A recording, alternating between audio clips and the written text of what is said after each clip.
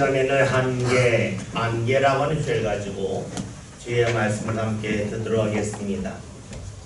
누군가 여러분에게 오늘 우리나라에서 최고로 뛰어난 방송인이 누구냐고 묻는다면 대부분의 사람들은 유재석 씨를 말할 것입니다. 그는 2005년도 해피투게더라고 하는 방송으로 대상을 받은 후에 계속해서 최고의 자리가 있습니다. 유재석 씨는 1972년생으로 1991년 KBS 대학 개그제에서 장려상을 받은 후에 방송에 데뷔했습니다. 그는 방송에 데뷔했지만 카메라 울렁증이 있어서 방송 생활을 제대로 할 수가 없었습니다. 자신감이 부족했기 때문이죠. 그러니까 그는 출연했던 방송에서도 더 이상 출연하지 못하게 되었고 그의 경제적인 여건은 크게 좋지 않았습니다. 동료들과 식사할 때도 늘 얻어 먹어야만 했죠. 그러니까 주위에서 핀잔을 주는 이들도 생겨났습니다. 더 이상 버티지 못한 그는 방송 활동을 중단하고 군에 입대했습니다. 군에 입대했을 때에 그 옆에 있던 한 병사가 있었는데 그가 바로 배우 이정재 씨입니다. 당시 모래시계로 최고의 인기를 구가하던 이정재 씨가 유재석 씨 옆에 있게 되자 유재석 씨는 더욱더 자신이 초라하라고 하는 것을 느꼈습니다. 그러면서 그는 어느 날 이정재 씨 모습이 어떠한가 궁금해서 그를 자세히 관찰을 했습니다. 그러는 가운데 자신과 다른 점을 하나 발견하는데 그것은 이정재 씨는 무엇을 하든지 간에 자신감이 넘쳤다 하는 겁니다. 그래서 유재석 씨가 결심했답니다. 내가 앞으로는 무엇을 하든 자신감을 갖고 열심히 해야 되겠다 하는 마음을 가졌다고 그러죠. 그리고 그가 제대한 후에 방송에 복귀할 때에 무엇을 하든 열심히 하겠다 하는 마음을 가졌다 합니다. 1997년도 KBS 코미디 세상만사라고 하는 방송에서 남편은 배짱이라고 하는 그 프로에 그가 출연을 하죠. 당시 PD인 김석윤 씨가 이렇게 말했답니다. 네가 앞으로 예능을 하고 싶으면 이것을 해야 한다고 하면서 그에게 메뚜기 탈을 쓰게 하고 메뚜기 춤을 추겠다는 겁니다. 당시 유재석 씨는 그것이 너무나 싫었지만 내가 방송을 하려면 열심히 된다는 마음을 갖고 열심히 메뚜기 춤을 추었다 합니다. 그러면서 그는 사람들에게 점차로 알려지게 되었고 나중에는 MC의 자리에 이르게 되었습니다. 이런 자신의 삶을 바탕으로 2012년도 무한도전에서 그는 말하는 대로라고 하는 노래를 발표했습니다.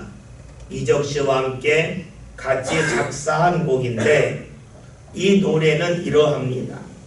나 20살 적에 하루를 견디고 불안한 잠자리에 누울 때면 내일은 뭐하지? 내일은 뭐하지? 걱정을 했지. 중간 생략하고요. 말하는 대로 될 수 있다고는 믿지 않았지. 믿을 수 없었지. 마음먹은 대로 생각한 대로 할 수 있다는 건 거짓말 같았지. 고개를 저었지. 중간 생략하고요. 말하는 대로 될 수 있다는 걸 눈으로 본 순간 믿어보기도 했지. 마음먹은 대로 생각한 대로 할 수 있다는 것을 알게 된 순간 고개를 끄덕였지. 중간 생략하고요. 말하는 대로 될 수 있다고 그대 믿는다면 마음먹은 대로 생각한 대로 도전은 무한히 인생은 영원히 말하는 대로 이 노래를 발표한 후에 많은 이들이 이 노래를 듣고 힘을 얻었습니다. 유재석 씨를 보면서 그래 바라는 대로 될 거야 라고 하는 생각을 가졌습니다. 인생이 어려운 이유는 스스로 좌절하기 때문이라고 사람들이 생각을 한 거죠. 그러면서 자신이 긍정적으로 말하고 마음을 굳건히 하면 삶이 좋아질 거라고 여겼습니다. 그래서 사람들은 말하는 대로, 생각하는 대로, 마음을 정하는 대로 삶이 달라질 거라고 믿어봤습니다. 실제로 말하는 것에 따라서, 생각하는 것에 따라서, 마음을 정하는 것에 따라서 달라지는 일이 곳곳에서 일어납니다.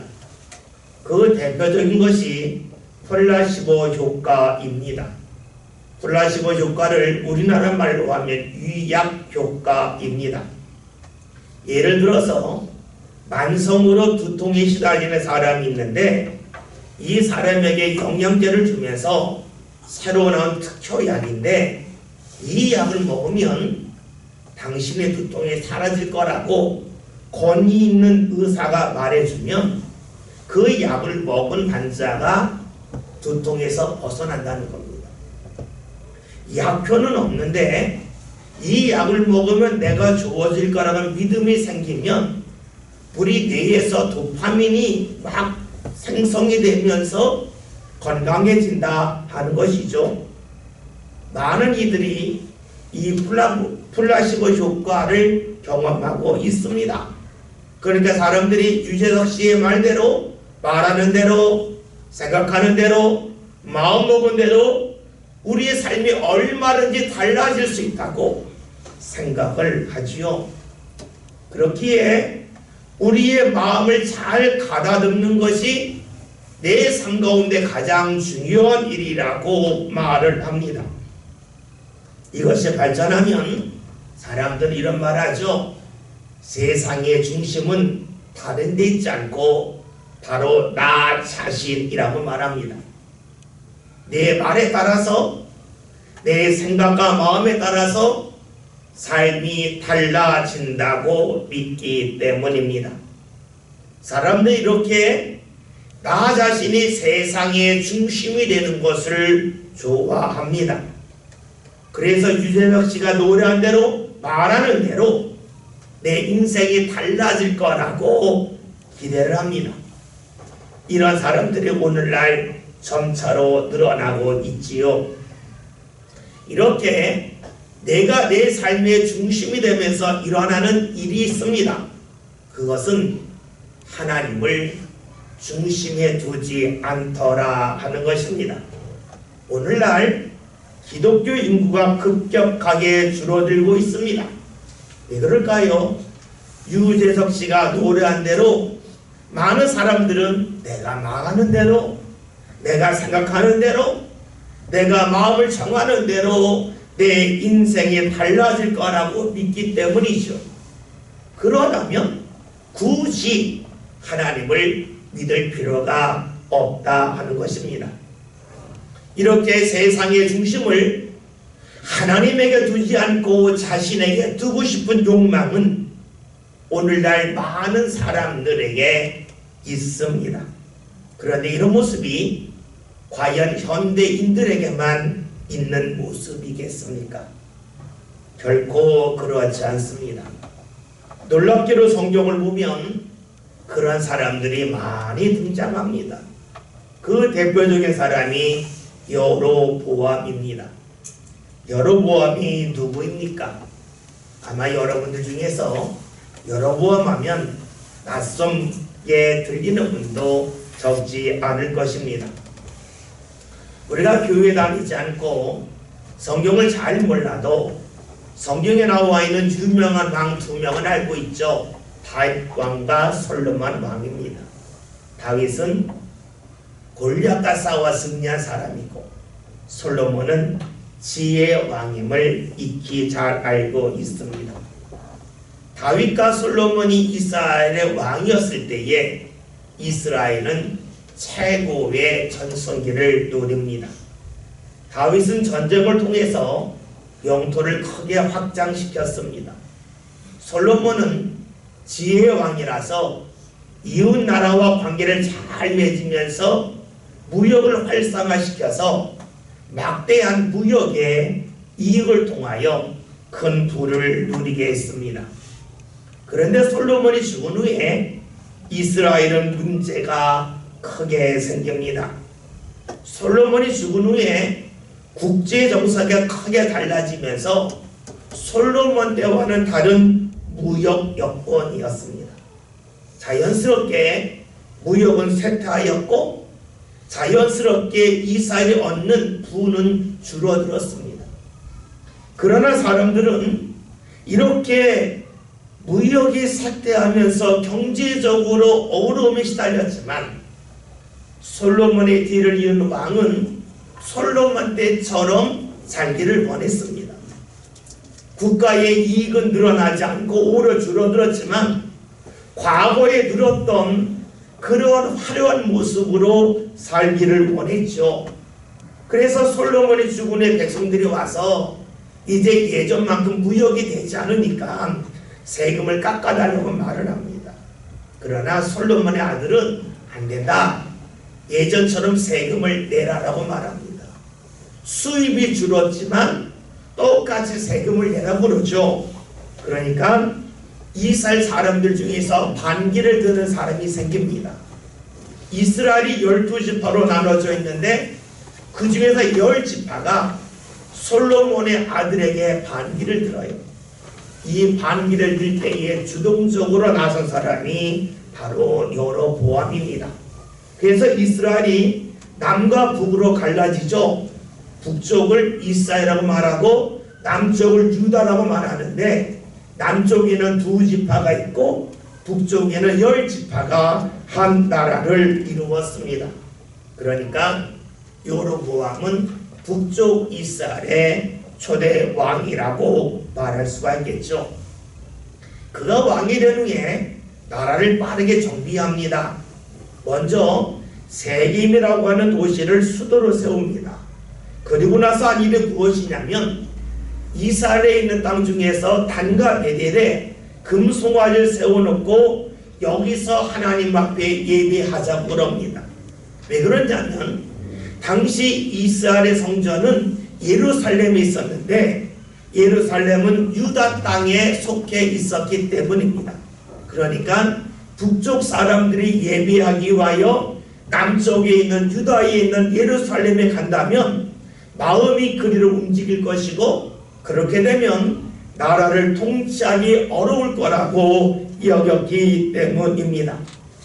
그래서 여로보암은 사람들의 마음을 묶고자 자신의 나라에 있는 땅 중에 단과 베델에 금송아지를 만들어 놓고 하나님이 송아지를 몰고 다니신다. 그래서 우리가 농사질 때에 농사를 잘 될 수 있도록 인도해 주시고 송아지가 섞이려면 우리가 부자가 되듯이 하나님께서 우리에게 부를 허락하실 거라고 알려줍니다.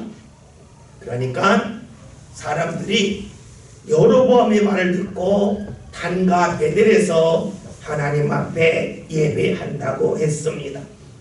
여러분, 여로보암이 하나님 앞에 예배한다고 하지만 사실 그것은 하나님을 찾기 위한 것은 아니었습니다. 백성들을 붙잡고자 그리고 자신이 원하는 목적을 이루고자 함이었습니다. 이렇게 보니 여로보암의 모습은 지금부터 3000년 전 이스라엘에서만 찾아볼 수 있는 모습이 아님을 알 수가 있습니다. 오늘날 많은 이들이 하나님 앞에 나옵니다. 주 이름을 예배하기 위하여 옵니다. 이들 중에는 하나님을 믿는 사람들도 많이 있지만 그 중에는 하나님을 믿기 위함이 아니라 내 생각을 정리하기 위해서 내 마음이 위로받기 위하여 이 자리에 나오는 이들도 있습니다. 하나님을 믿는다고 말하지만 실제로는 하나님을 믿는 게 아니라 나 자신을 믿고 싶은 이들이 너무나 많이 있습니다. 이런 여로보암이 큰 어려움을 겪게 되죠. 그것이 오늘 본문에 나와 있는 말씀입니다. 말씀 1절을 함께 봅니다. 그때 여로보암의 아들 아멘. 말씀을 그때에 여로보암의 아들 아비야가 병들었다고 말씀합니다. 그때가 언제입니까? 하나님을 믿고 예배한다고 하지만 실제는 하나님을 믿은 것이 아니라 자신을 믿은 때입니다. 입으로는 하나님의 은혜를 소망하며 산다고 말하지만 자신이 말하는 것에 따라서, 자신이 생각하는 것에 따라서, 자신이 마음을 정하는 것에 따라서, 그리고 내가 노력하는 것에 따라서 내 삶이 달라질 거라고 여긴 때입니다. 그러니까 습관적으로 예비하며 기도하지만 하나님의 인도하심을 소망하기보다는 사람들의 도움을 더 구하던 때입니다. 이렇게 여로보암은 살아왔습니다. 이렇게 살아오면서도 삶에 아무런 문제가 없었습니다. 아니, 문제가 없을 줄 알았습니다. 자신의 계획대로 이스라엘 수많은 사람들이 예루살렘까지 내려가지 않고 단과 벨에서 예비하면서 은혜 받았다고 좋다고 떠들고 있었습니다. 그러니 자신의 인생이 술술 풀린다고 여겼지요. 그런데 어느 날 갑자기 자신의 아들 아비야가 병들었습니다. 그 병은 주변의 사람을 아무리 불러다가 의사를 불러다가 고치려 해도 고칠 수 없었습니다. 여러분, 이때의 아비 된 여로보암의 마음은 어떠했겠습니까? 어떤 방법을 동원해서든지 자신의 아들이 병에서 낫기를 원했겠죠. 여러분, 여로보암이 정말로 정직한 사람이라면 어떻게 됐을까요? 자신의 아들 데리고 자신이 만든 단과 베델에 있는 곳으로 가서 제사장들을 불러놓고 거기서 예비하며 기도하며 하나님의 도움을 구해야 합니다. 그런데 그는 어떻게 합니까? 만약에 그가 말하는 대로, 생각하는 대로, 마음먹은 대로 삶이 달라질 거라고 믿었다면 아들에게, 야, 네 입으로 낫는다고 말해. 네 생각 속에서 병은 떠났다고 생각해. 네 마음에서 내가 마음을 굳건히 먹으면 아픔은 떠날 거라고 생각을 해. 마음 먹어 라고 말을 했겠죠. 그런데 여로보암은 그렇게 하지 않습니다. 지금까지 자신이 살아왔던 방법을 자신의 아들이 병들었을 때 그대로 이어가지 못하고 있습니다. 왜 그랬을까요? 자신의 삶이 잘못됨을 그는 이미 알았기 때문입니다. 자신의 삶의 방식으로는 병든 아들을 고칠 수 없음을 이미 알고 있었기 때문입니다. 단과 베델에 금송아지를 세워놓고 하나님이라고 말하고 여기서 예비하면 하나님께서 응답하실 거라고 수없이 말해왔지만 그 말 자체가 거짓임을 본인이 알고 있었습니다. 따라서 그가 단과 베델에서 예비한 것은 정말로 하나님을 믿었기 때문이 아니지요. 왕으로서 자신의 영향력을 높이기 위함이었습니다. 가짜임을 알면서도 진짜라고 말하지 않는 이유가 어디 있습니까? 그래야 자신에게 이익이 되기 때문입니다. 그래요. 여로보암은 그 무엇보다도 자신의 이익이 중요했어요. 자신의 이익을 위해서라면 가짜로 진짜라고 말했고 가짜로 진짜라고 믿고 살아왔습니다.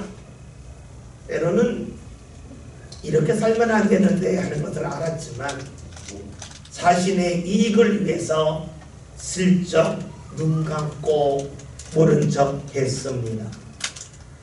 그런데 여러분, 언제까지 모른 척 할 수 있겠습니까? 가짜를 진짜라고 말하고 진짜라고 믿는 것이 언제까지 이어질 수 있겠습니까? 여러분, 어느 순간에 무너집니다.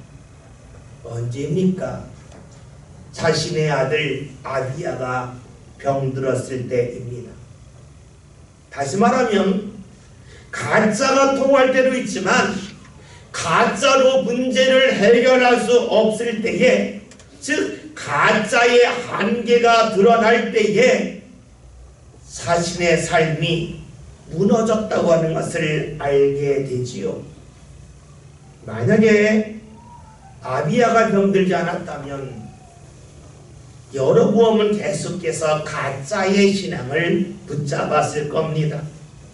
그러나 가짜로 해결할 수 없는 문제를 접했을 때에 그는 내 인생이 가짜였다는 것을 스스로 알게 되죠. 한계에 봉착할 때에 여로보암이 무엇을 합니까? 2절에는 말씀을 함께 봅니다. 여로보암이 자기 아내에게 이르되 청하건대 일어나 변장하여 사람들이 그대가 여로보암의 아내임을 알지 못하게 하고 실로로 가라. 거기 선지자 아히야가 있나니 그는 이전에 내가 이 백성의 왕이 될 것을 내게 말한 사람이니라. 아멘. 여로보암은 자신의 한계에 부딪히자 가짜를 버립니다. 그래서 한 일이 무엇인가 말씀을 읽어봤더니 선지자 아히야에게 자신의 아내를 보내지요. 아히야가 누군가 성경을 보았더니 과거의 여로보암을 만나서 이스라엘 왕이 될 것임을 알려준 사람입니다. 다시 말하면 여로보암이 욕심에 끌려 살기 전에 여로보암이 신앙이 있을 때에 하나님의 말씀을 전해준 자입니다. 여로보암은 자신의 아들이 병들었을 때에 진짜가 무엇인지를 찾습니다. 자신의 힘으로 자신의 능력으로 해결할 수 없는 문제를 만났을 때에 그는 자신이 지금까지 말하고 믿었던 것들이 얼마나 거짓되고 허황된 것인지를 온전히 알게 되지요. 그래서 아내를 아히야에게 보냅니다. 정말 어려울 때에 하나님 앞에 자신의 아내를 보냅니다. 그런데 오늘 말씀을 보면 안타까움이 있습니다. 아내를 아히야한테 보낼 때에 그에게 하는 말이 있죠. 변장하고 가라. 당신이 내 아내임을 모르도록 변장해서 가라 하는 것입니다. 여러분, 왜 변장하라고 했을까요? 자신이 지금까지 잘못 살아온 것이 드러나는 그런 부끄러움, 수치심에서 벗어나기 위함이겠습니까? 물론 그럴 수도 있습니다. 그러나 여로보암 마음에 이런 것이 있죠. 하나님의 도움을 받는데 내 아들이 병들 때는 도움을 받고 내 아들이 나으면 하나님의 도움 더 이상 필요 없다 하는 겁니다. 지금 어려우니까 진짜 하나님의 도움을 받고 이 어려움에서 지나면, 이 한계에서 벗어나면 내 마음대로 내 이익에 끌려 살고 싶다는 것이 바로 여로보암의 모습입니다. 자신의 이익 가운데 살면 평생 편할 줄 알았어요. 그런데 아들이 병듦을 통해서 그 생각이 허황된 것임을 알았습니다. 자신이 보고 들었던 수많은 아름다운 일들이 자신의 아들이 병듦을 통해서 내가 앞을 멀리 바라보지 못했구나, 아주 가까이 있는 것만 보았구나, 내 인생의 안개 속에서 살았구나 하는 것을 알았습니다. 그럼에도 불구하고 여로보암은 자신의 한계를 경험하면서 자신의 안개 속에서 살았음을 발견했음에도 불구하고 자신의 삶을 바꾸려 하지 아니합니다. 바로 죄인들의 전형적인 모습입니다. 우리가 모르고 죄를 범할 때가 있어요. 때로는 내가 죄를 범한 후에 깨달을 때가 있어요. 내 죄를 범하고 나서 깨달은 후에 둘로 나눠지죠. 하나는 내가 잘못된 죄인이니까 여기서 벗어나야 되겠다 하는 사람이 있는가 하면 내 죄가 드러났는데 이것을 어떻게 하면 숨길까 하는 사람이 있습니다. 여러분 지금 여로보암은 어떻게 합니까? 자신이 지금까지 잘못 살아왔음을 압니다. 그래서 자신의 아들이 병드는 삶의 한계를 만났을 때에 하나님 앞에 가도록 자신의 아내를 보냅니다. 그러나 자신의 모습을 철저히 가리우게 합니다. 왜 그럴까요? 돌이키고 나면 지금까지 얻었던 이익을 더 이상 붙잡을 수 없기 때문입니다. 일반화하면 여로보암은 하나님의 은혜를 통해서 자신의 아들이 병든 자리에서 고침받기를, 자신의 삶이 한계에 부딪혔을 때에 그 한계에서 벗어나기를 원했습니다. 그러나 하나님 앞에 삶을 맡기는 변화를 원하지는 아니했습니다. 자신이 잘못 살아왔음을 압니다. 자신이 지금까지 모아왔던 것이 허황된 것임을 압니다. 자신이 지금까지 안개 속에 살아왔음을 압니다. 그러나 안개에서 벗어나고 싶지는 않습니다. 하나님의 은혜를 받고 싶지만 은혜 받을 만한 삶을 살고 싶지는 않습니다. 다른 말로 하면 하나님 허락하시는 은혜의 열매가 삶 가운데 넘치기를 원하지만 은혜의 씨앗을 뿌리고 싶은 마음은 그에게 없습니다. 그러니까 아내를 지금 아이에게 보내지만 자신의 아내에게 변장하고 가라 합니다. 이것이 바로 여로보암의 모습입니다. 그의 간사함입니다. 성경에서는 여로보암의 죄가 이스라엘에 계속해서 이어졌다고 우리에게 알려줍니다. 여로보암의 죄가 그에게서 멈추지 않고 많은 사람들에게 이어졌음을 알려주고 있죠. 그것은 오늘 우리들에게도 역시 그러합니다. 오늘 우리들은 여로보암처럼 내가 어려우면 하나님이 나를 도우시면 좋겠다라고 하나님을 찾습니다.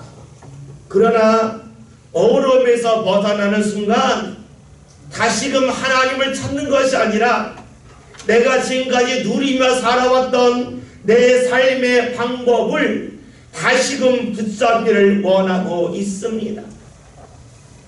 다른 사람이 그러면 그렇게 살면 안 된다고 말은 하지만 나 자신은 그렇게 삽니다.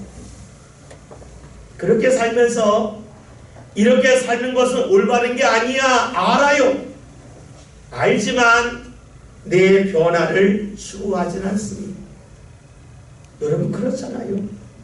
우리가 이렇게 예배만 한데 내가 알아요. 그러나 내가 예배하는 방법을 바꾸려 하지 않습니다.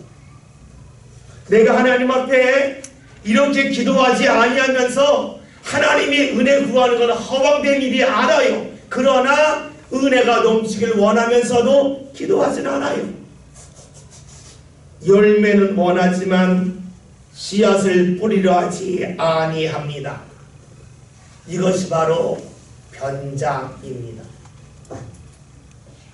여로보암의 아내가 아이야를 만나러 가면서 하나님의 은혜를 구하지만 변장했듯이 오늘 우리들도 이를 꿈꾸고 있습니다.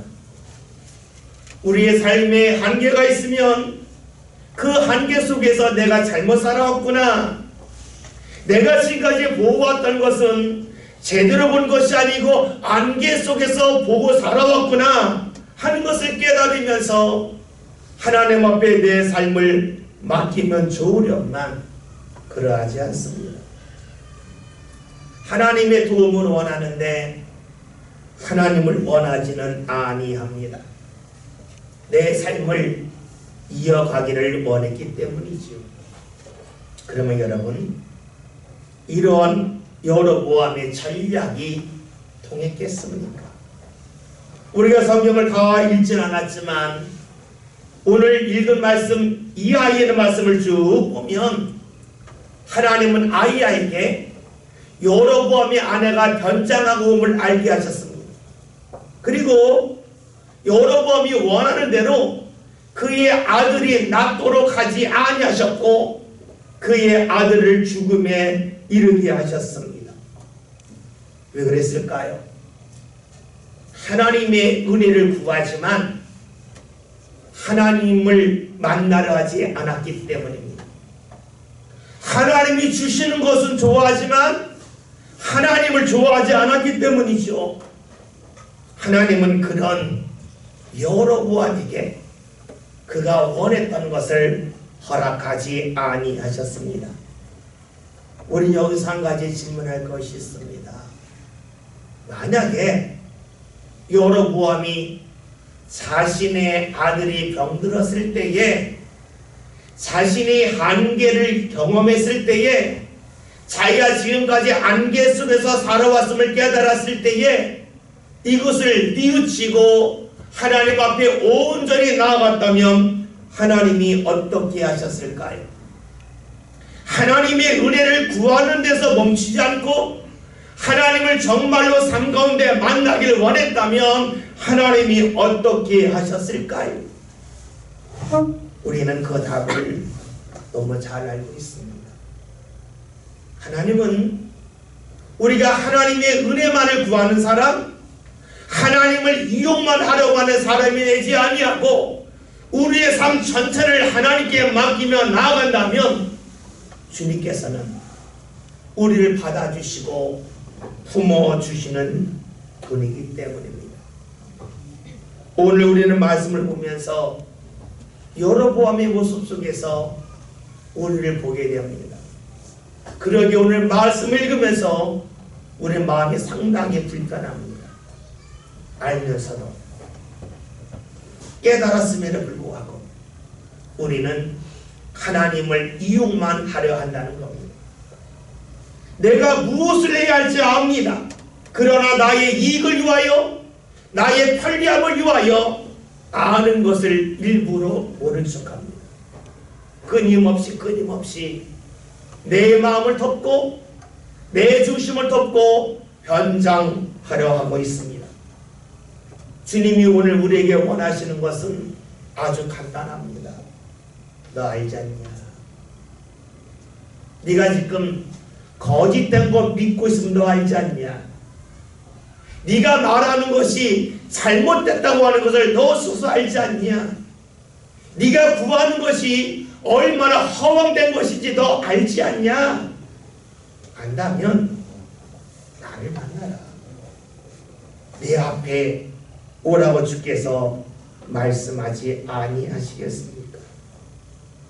오늘 우리에게 필요한 것은 내 삶의 한계를 경험했을 때에 변장하는 것이 아닙니다. 거짓으로 하나님을 만나는 것이 아닙니다. 한계 속에서 나의 잘못됨을 깨닫고 잘못된 그 삶 가운데 벗어나고자, 안개 속에서 벗어나고자 하나님 앞에 우리의 삶을 맡기는 것이지요. 예수님이 이 세상에 오신 이유는 무엇입니까? 죄인을 부르기 위해서입니다. 나의 잘못을 깨닫고 내가 죄인임을 고백하고 인정한다면 내가 너와 함께 하겠다. 내가 너를 다시금 하나님의 자녀로 삼아주겠다. 내가 너로 하여금 하늘의 권세가 삶 가운데 임하도록 이끌어주겠다 하시고자 주께서 세상에 오신 것이지요. 오늘 말씀 제목이 한계 안개입니다. 우리는 한계 속에서 나의 잘못됨을 발견합니다. 여러분, 그 잘못됨을 알면서도 자꾸 단장하려 하지 맙시다. 나 스스로를 속이려 하지 맙시다. 여로보암이 걸어갔던 것처럼 거짓된 것을 진짜라고 말하는 그런 거짓된 삶에서 벗어납시다. 나의 한계를 발견했을 때에 내 인생이 심한 한계 속에서 벗어나고자 하나님 앞에 내 삶을 맡기며 주님, 저를 받아주세요. 제가 지금까지 살아왔던 내가 잘못된 것을 알면서도 모른 척하는 삶에서 벗어나길 원합니다. 저를 받아주세요.